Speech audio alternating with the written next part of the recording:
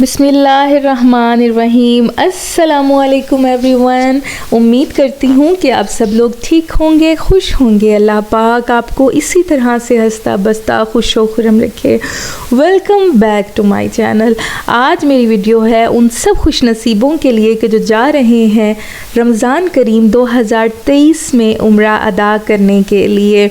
आप सब की आसानियों के लिए मैं बहुत ही ज़्यादा इम्पोर्टेंट वीडियो उम्रा और रमज़ान ऑलरेडी अपलोड कर चुकी हूँ, वो ज़रूर देखिएगा, क्योंकि आपको वहाँ जाकर जो मुश्किलात या परेशानियाँ आ सकती हैं सामने, उन तमाम की रहनुमाई आपको दे चुकी हूँ। बहुत इम्पोर्टेंट हिदायत मौजूद हैं, तो वहाँ जाने से पहले वो ज़रूर देख लीजिएगा। मेरे चैनल को कर दीजिएगा सब्सक्राइब, क्योंकि मैं इस चैनल पर करती हूँ आपके लिए बहुत ही ज़्यादा इम्पोर्टेंट इंफॉर्मेशन अबाउट उम्रा और हज अपलोड। तैयारी से लेकर उम्रा की पैकिंग से लेकर उम्रे का तरीका, ज़ियारात और वहाँ जाकर जो जो हालात और परेशानियाँ या मसाइल वहाँ जाकर सामना होता है, उन तमाम का हल आपको मेरे चैनल पर मिलेगा।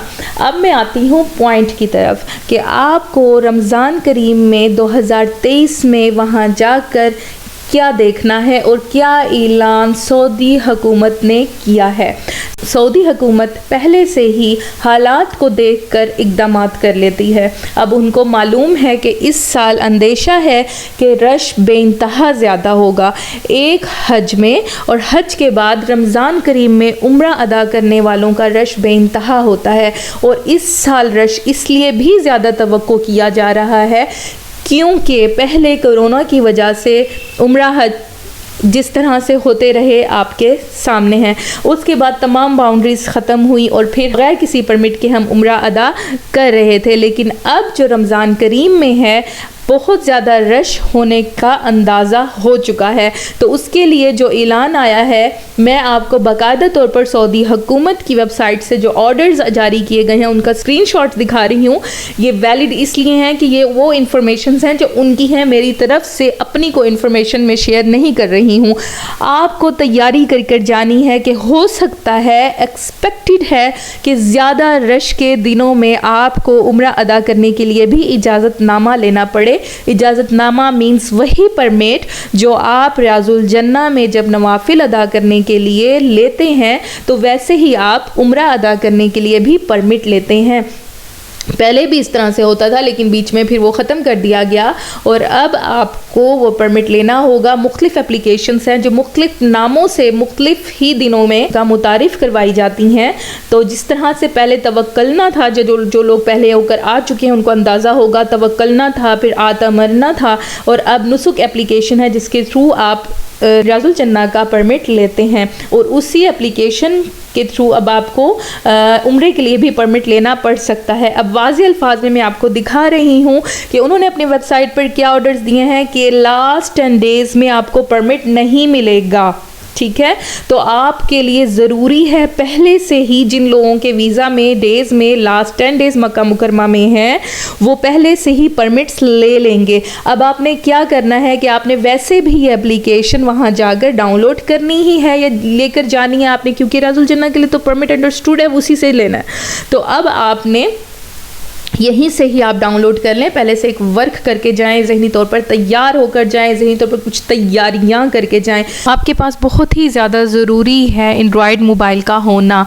अब आप कहेंगे जो बुज़ुर्ग अफराद हैं, बाज़ औक़ात 5 लोग हमारे ग्रुप में फ़र्ज़ करिए अगर हैं, 2-3 के पास एंड्रॉयड मोबाइल है, बाकी के पास नहीं है, तो वो क्या करेंगे? तो उसके लिए परेशान होने की ज़रूरत नहीं है। इस एप्लीकेशन के थ्रू 2-3 लोगों के जो परमिट्स हैं वो आप ले सकते हैं। तो बस आपके पास एक अच्छा इंटरनेट पैकेज हो, जिसके लिए मैं प्रॉपरली एक वीडियो भी अपलोड कर चुकी हूँ, जो आप वहाँ जाकर जो एक अच्छा इंटरनेट पैकेज कौन सी सिम से ले सकते हैं, आपके लिए बेस्ट सिम वहाँ जाकर कौन सी हो सकती है, वो वीडियो भी ज़रूर देख लीजिएगा। जाने से पहले आपके लिए बहुत हेल्पफुल होगी। तो आपने बस यही करना है कि एंड्रॉयड मोबाइल लेकर जाना है, ये एप्लीकेशन डाउनलोड करके जाएं और वहाँ जाते के साथ ही आप अपने परमिट्स अगर तो ऑर्डर्स हो गए हैं तो पहले से लेकर रख लें। अब आपका दिल छोटा होगा कि हम क्या वहाँ जाकर परमिट लेंगे तो फिर हम कितने दिन बाद फिर दोबारा उम्रा अदा करेंगे, तो इसके लिए भी यही है एक इंफॉर्मेशन कि 10 दिन के बाद हो सकता है कि आपको दूसरा उम्रा अदा करने की इजाज़त मिले।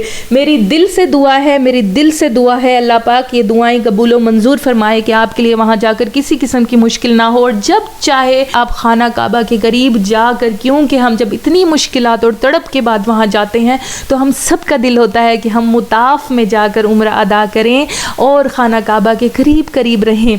इंशाअल्लाह आपकी ये तड़प और इस ख्वाहिश को अल्लाह पाक ज़रूर कबूल करेंगे। तो आपने बस जहन में ये रखना है कि आपने परमिट के लिए तैयार होना है। जो ग्राउंड फ्लोर होता है, जिसको मुताफ भी कहते हैं, वहाँ पर उम्रा अदा करने वालों को परमिट दे लेना पड़ सकता है। उसके ऊपर के जो फ्लोर है वहाँ पर आप कभी भी उम्रा अदा कर सकते हैं। तो ये आपने अपने जहन में ही रखना होगा, और बहुत ही ज़्यादा एनर्जी आपको अपने पास रखनी है सेव करके। बहुत ज़्यादा रश होने की वजह से वहाँ पर रास्ते बंद कर दिए जाते हैं। आप जिस वक्त जा रहे होते हैं कुछ रास्ते बंद होते हैं, जब आप वापस आते हैं वो रास्ते खुले होते हैं, तो आपको रास्तों का ही याद नहीं रहता कि हम कौन से रास्तों से आए थे और हम कौन से रास्ते से जा रहे हैं। और जब बेहद रश हो तो फिर तो बहुत ही ज़्यादा मुश्किल हो जाता है इन रास्तों पर चलना और इन रास्तों को याद कर रखना। तो मैंने इसके लिए बाकायदा तौर पर आपको बहुत अच्छे तरीके से समझाया है कि आपने करना क्या होगा रश से निपटने के लिए। तो मेरी वो वीडियो जिसके बारे में मैंने आपसे शुरू में जिक्र किया है वो ज़रूर देखिए।